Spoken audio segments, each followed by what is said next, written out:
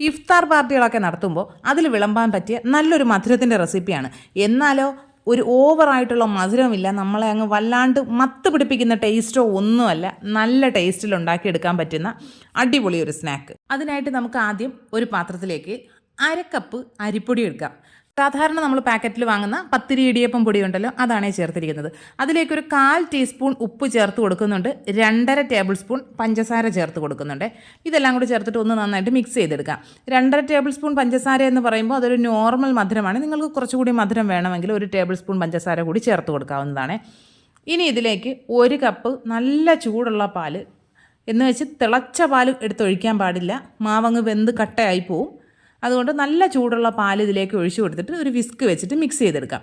അരിപ്പൊടി ആവുന്നതുകൊണ്ട് കട്ട കെട്ടി കിടക്കുകയൊന്നുമില്ല, ചൂട് ശ്രദ്ധിച്ചുകൊണ്ടാൽ മതി കേട്ടോ. ആദ്യം വിസ്ക് വെച്ചൊന്ന് മിക്സ് ചെയ്തതിന് ശേഷം പിന്നെ ഒരു സ്പൂണ് കൊണ്ട് ഒന്ന് കോരി ഒഴിച്ച് നോക്കുക. ബാറ്ററിന് എത്രത്തോളം തിക്നെസ് ഉണ്ട് എന്ന് നോക്കുക. ഒരുപാട് തിക്കാണ് എന്ന് തോന്നുകയാണെങ്കിൽ 1/4 കപ്പ് പാൽ കൂടി ഒഴിച്ചു കൊടുക്കാവുന്നതാണ്. ഞാനിപ്പോൾ ഒരു 2 ടേബിൾ സ്പൂൺ പാൽ കൂടി ഒഴിച്ച് കൊടുക്കുന്നുണ്ട്. അതും കൂടി ഒഴിച്ചിട്ട് മിക്സ് ചെയ്യുക. ചില പൊടികൾക്ക് വെള്ളം ആവശ്യം വരും, അതുകൊണ്ട് ഒരു 1/4 കപ്പ് പാല് വേറെ എടുത്ത് വെച്ചിരിക്കുക, വേണമെങ്കിൽ ചേർത്ത് കൊടുക്കാവുന്നതാണ്. ഇനി നമ്മുടെ അരിപ്പൊടിയുടെ മിക്സ് മാറ്റി വയ്ക്കുക. മറ്റൊരു ബൗളിലേക്ക് 3 മുട്ട പൊട്ടിച്ചൊഴിച്ച് കൊടുക്കുക. അതിലേക്കൊരു 3 ടേബിൾ സ്പൂൺ പഞ്ചസാര ചേർത്തിട്ട് നന്നായിട്ട് ഈ പഞ്ചസാര ഒന്ന് മെൽറ്റ് ആകുന്നത് വരെ മിക്സ് ചെയ്തെടുക്കണം. പഞ്ചസാര നന്നായിട്ട് മെൽറ്റ് ആയതിന് ശേഷം വേണം നമുക്കിതിൽ വേറെ കുറച്ച് സാധനങ്ങളും കൂടെ ചേർത്തെടുക്കാനായിട്ട്. പഞ്ചസാര നന്നായിട്ട് മെൽറ്റായി എന്ന് ഉറപ്പാക്കിയതിന് ശേഷം ഇതിലേക്ക് നമുക്കൊരു 2 നുള്ളു മഞ്ഞൾപ്പൊടി ചേർത്ത് കൊടുക്കാം. നിങ്ങൾക്ക് വേണമെങ്കിൽ ഫുഡ് കളർ ചേർക്കാം കേട്ടോ.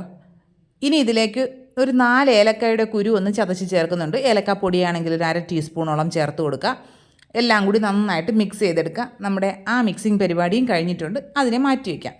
ഇനി നമ്മൾ ഏത് പാത്രത്തിലാണോ കുക്ക് ചെയ്യാൻ ഉദ്ദേശിക്കുന്നത് ആ പാത്രം എടുത്ത് അതിലേക്ക് നന്നായിട്ട് നെയ്യൊന്ന് തേച്ച് കൊടുക്കാം. ഞാനിപ്പോൾ എടുത്തിരിക്കുന്നത് ഒരു കേക്ക് ടിന്നാണ് എടുത്തിരിക്കുന്നത്. നിങ്ങൾക്ക് സ്റ്റീൽ പാത്രം എടുക്കാം, നന്നായിട്ട് കട്ടിയുള്ള ഗ്ലാസ് ബൗളുകൾ എടുക്കാവുന്നതാണ്.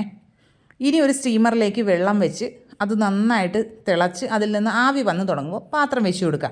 പാത്രം നന്നായിട്ടൊന്ന് ചൂടായതിന് ശേഷം ആദ്യത്തെ ഒരു ലെയറായിട്ട് ഇതിലേക്ക് നമ്മുടെ അരിമാവിൻ്റെ ബാറ്റർ ഒഴിച്ചു കൊടുക്കുക. വളരെ തിന്നായിട്ടുള്ള ഒരു ലെയറായിരിക്കണം ഒഴിച്ചെടുക്കേണ്ടത്. ഈ ബാറ്റർ ഒഴിച്ചതിന് ശേഷം അടച്ചു വയ്ക്കുക. അടച്ചു വെച്ചിട്ട് ഒരു 1-2 മിനിറ്റ് അതൊന്ന് കുക്കാവാനായിട്ട് സമയം കൊടുക്കുക. കുക്കായി കഴിയുമ്പോൾ നമ്മൾ തുറന്ന് നോക്കിയിട്ട് ഒന്ന് തൊട്ട് നോക്കുക. കയ്യിലൊന്നും പറ്റി പിടിക്കുന്നില്ല എങ്കിൽ അതിന് മുകളിലായിട്ട് കുറച്ച് നെയ്യൊന്ന് ബ്രഷ് ചെയ്ത് കൊടുക്കാവുന്നതാണ്. നമ്മുടെ പാത്രത്തിൻ്റെ സൈസ് അനുസരിച്ചും പാത്രത്തിൻ്റെ തിക്നെസ് അനുസരിച്ചും ഒക്കെ ചിലപ്പോൾ ആ ഒരു സമയം കുറച്ചൊക്കെ ഒന്ന് വ്യത്യാസം വരും. അപ്പോൾ അത് നന്നായിട്ട് കുക്കായോ എന്ന് ഉറപ്പായതിന് ശേഷം വേണം ഇതിന് മുകളിലേക്ക് നെയ്യ് തേച്ച് കൊടുക്കാനായിട്ട്. നെയ്യ് തേച്ചതിന് ശേഷം നമ്മുടെ മുട്ടയുടെ ബാറ്റർ ഇതുപോലെ ഒരു തിൻ ലെയറായിട്ട് ഇതിന് മുകളിലേക്ക് ഒഴിച്ചു കൊടുക്കുക. മുഴുവനായിട്ടും അതിൻ്റെ എല്ലാ സൈഡിലും എത്തുന്ന രീതിയിൽ വേണം ഒഴിച്ചു കൊടുക്കാനായിട്ട്. ഒഴിച്ചിട്ട് അതും അടച്ചു വയ്ക്കുക. അരിപ്പൊടിയുടെ ലെയർ വേകുന്ന അത്രയും ടൈം വേണ്ടി വരില്ല മുട്ടയ്ക്ക് വേവാനായിട്ട്. മുട്ടയുടെ ലെയർ പെട്ടെന്ന് കുക്കായി കിട്ടും. അതും ഇതുപോലെ കുക്കായതിന് ശേഷം തുറക്കുക. അതിലേക്ക് നെയ്യ് സ്പ്രെഡ് ചെയ്ത് കൊടുക്കാം. വീണ്ടും അതിന് മുകളിലേക്ക് അരിപ്പൊടിയുടെ ബാറ്റർ വേണം ഒഴിച്ചു കൊടുക്കാനായിട്ട്. ഇങ്ങനെ നമുക്ക് ഓരോ ലെയറായിട്ട് ചെയ്ത് കൊടുക്കാവുന്നതാണ്. പിന്നെ ഓരോ ലെയറിലും നമ്മൾ നെയ്യ് തേക്കാനായിട്ട് മറന്നു പോകരുത്. ഞാൻ ഇതിനിടയിലായിട്ട് കുറച്ച് നട്ട്സ് കൂടിയൊക്കെ ഇട്ടിട്ടുണ്ടായിരുന്നേ, അതൊരു എക്സ്ട്രാ ടേസ്റ്റ് കിട്ടും. ഏറ്റവും മുകളിലത്തെ ലെയറായിട്ട് വരേണ്ടത് അരിപ്പൊടിയുടെ ലെയറാണ്, അത് പ്രത്യേകം ശ്രദ്ധിക്കുക. ഏറ്റവും അവസാനമായിട്ട് ഒഴിച്ചതിന് ശേഷം അടച്ചൊരു 10 സെക്കൻഡൊക്കെ വെച്ചതിന് ശേഷം ഒന്ന് തുറന്നിട്ട് അതിന് മുകളിലേക്ക് കുറച്ച് നട്ട്സ് ക്രഷ് ചെയ്തതും കുറച്ച് കറുത്ത എള്ളും ഒക്കെ ചേർത്ത് കൊടുക്കുന്നുണ്ട്. ഒരു എക്സ്ട്രാ ടേസ്റ്റ് കിട്ടാനായിട്ട് ചേർക്കുന്നതാണ്. നിങ്ങൾക്ക് വേണ്ടെങ്കിൽ ഒഴിവാക്കാവുന്നതാണ്. ഇനി അടച്ചു വെച്ചിട്ട് ഹൈ ഫ്ലെയിമിൽ ഒരു 15 മിനിറ്റ് ആകുമ്പോഴേക്കും നല്ല സെറ്റായി കിട്ടും. ഒരുപാട് കുക്കാകാനൊന്നുമില്ല, നമ്മൾ ആദ്യമേ ഇത് ഓരോ ലെയറും കുക്ക് ചെയ്ത് വന്നതാണല്ലോ.